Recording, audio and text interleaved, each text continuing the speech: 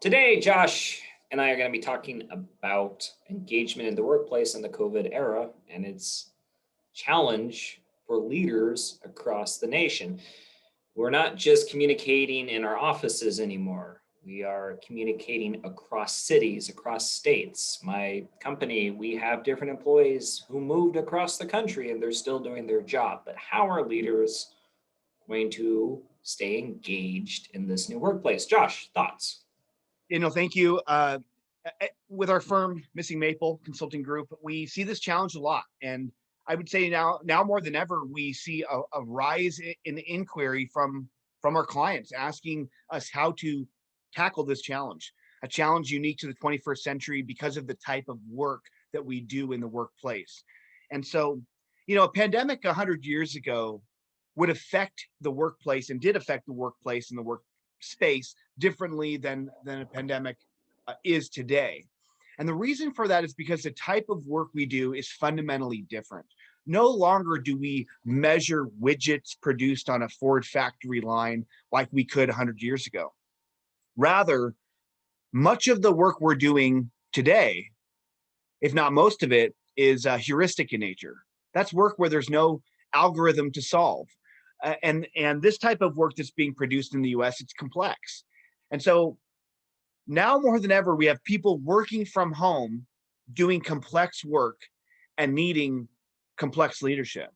And leaders are challenging to engage their teams because A, they're remote, but B, winning the heart is difficult. And engagement is about that. It's about winning the heart. So to win Josh, the heart, how do you win the heart? What does that even look like for a manager who's just been handed a team and said, "Hey, manage this team of 6 people"? How do you win that heart? What's that first step? thank you. Good question, great question, and a question craved by many. And to win the heart, I would say use the 3 C's: coaching, cause, and culture. Coaching is the start. It's the direct relationship between you and your employee, or the manager and their employee. And that dynamic can be improved upon, that relationship, directly as a result of effective coaching.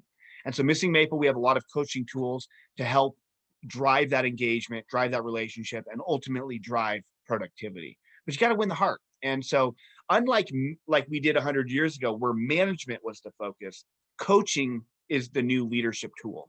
Mentoring. Cause, yeah, and mentoring is a part of that, coaching and mentoring. And that's one of the subsets that we teach it under the coaching skill set. Cause is another thing. Employees want to know that the work they do matters. And frankly, most of the work we do does matter, but we got to find the right lens to look through to identify that purpose, that higher point, that cause. And then finally, culture. So you got to have the manager and team engaged. That relationship's got to be there. Then you got to have the cause behind it. You got to have people believing that the work they do matters. And then finally, you got to have the culture in place around those people. And that's maybe the trickiest piece in today's work with COVID.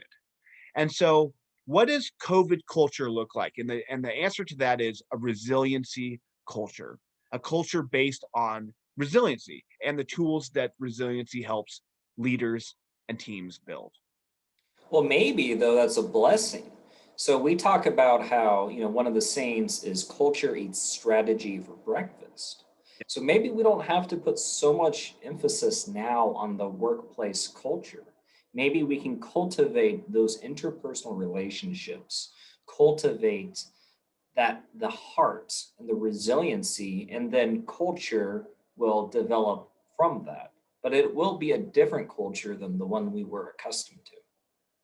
Every organization has a culture. Everything has a culture. The question is your culture effective? And does your culture meet the strategy that you have behind it? But culture eats strategy for breakfast because culture is what you are. And so you're fighting yourself if you try to apply a strategy against your culture. And that's why Peter Drucker said that nearly 80 years ago, that culture eats strategy for breakfast. And indeed, it still does.